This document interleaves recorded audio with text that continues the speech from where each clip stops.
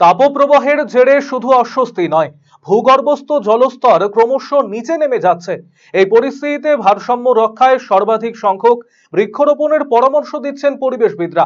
অন্যদিকে এই তীব্র দাবদাহে বাইরে কাজে বেরিয়ে মুহূর্তে জল তৃষ্ণা পাচ্ছে মানুষের। একটু ছায়ার জন্য এদিক ওদিক ঘুরছেন অনেকেই।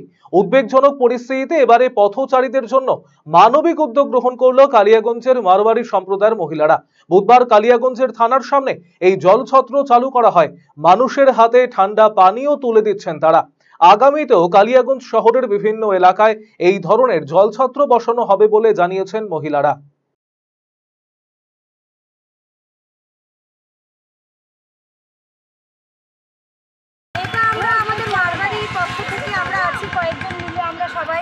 আমরা খাওয়াচ্ছি এই যে পোশাক মাস্টার